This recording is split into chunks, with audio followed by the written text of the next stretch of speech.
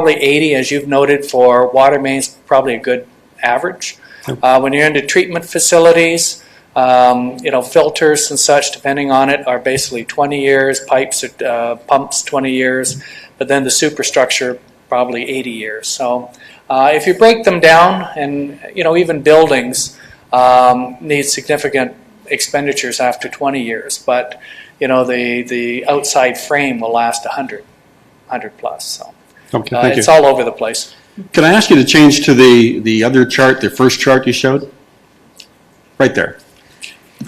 Where does intensification fit here? If you have, for example, an apartment building, in a condo building, let's say in uptown Waterloo, and you don't build new roads for it, you use the existing underground infrastructure for whatever the capacity you can use it for, but where's intensification fit into this chart? I'm missing it. We would evaluate it in the exact same way. You have, in this particular case, your proposed development may be the downtown core, and you've got a certain amount of buildings that are going to be constructed, population that's going to be created, perhaps jobs. What you need to do is to subtract off of that what assessment you lose. You may knock down 3 single-family homes in order to build, a 50 unit apartment building, so it's only a net increment. And as you go through and you look at the infrastructure, depending on the density, keep in mind for water, one of the things we talk about quite a bit with intensification, and we had a roundtable between the developers, the municipal group, and the academia. The academia feeling that because the infrastructure is there, it doesn't cost anything and we can build and build.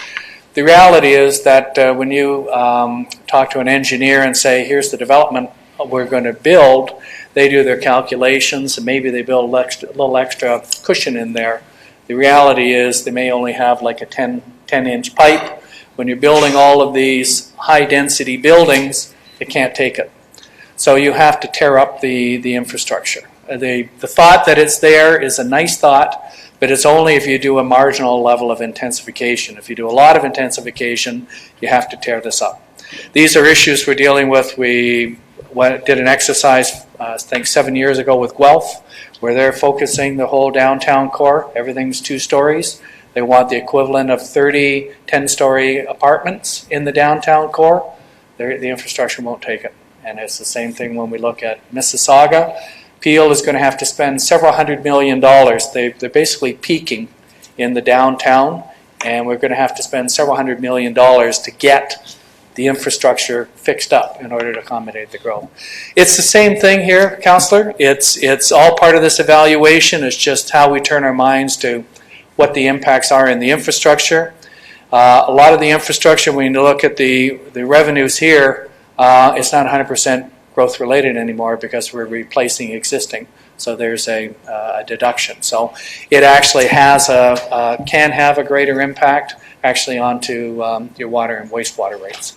Okay, and 2 questions now using the Watson and Associates and your personal expertise in DC. One is intensification being built into DC bylaws now? Yes. Okay, so, and Waterloo is right now, we're going through a period and will continue to go in the future through a period of intensification, so it's going to become important to have it built in. Secondly, on this chart, historic service standards, and we talked about it briefly before the meeting, but parking, this is the one that I have trouble with the legislation and the reality of the parking in the uptown. So right now I'm getting some free consulting advice. So My pleasure. My pleasure. Thank you very much. If from the discussion we had, I understood that you're offering surface parking right now. The cost per space for surface parking capital runs about $300, $350 a space. When you're building either up or down, and probably down's more expensive than the up, it's about $2,500 a space when you start to stack, when you go into kind of like the high-rise type.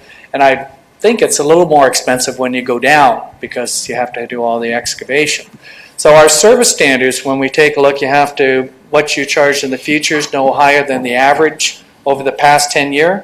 Our averages are based on $300 a space. When we're looking for Anything from the main two, and we get more reporting requirements. Well, there's nothing the government likes more than reports. Yeah. So that's certainly a growth industry. Councillor Maven? But what it does, if I'm, through you, Chair Henry, what it does indicate is that when the regions were looking for transportation, Surely for the historic gap that's happened since the Second World War, where we weren't putting aside those monies for the replacement car or the replacement roof, and it's a significant pressure.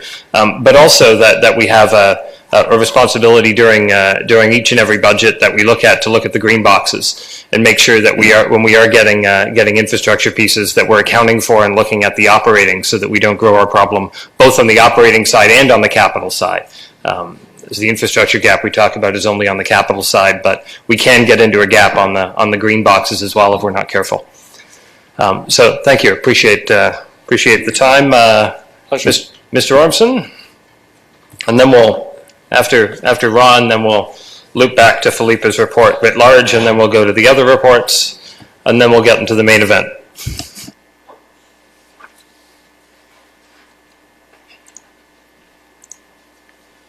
Good morning, Chair Henry, Mayor Jaworski, and members of council. What I really want to do here is across about 6 slides, just hit on some of the key themes and items that Ms. Reynolds and her finance team already have before you in the budget update report.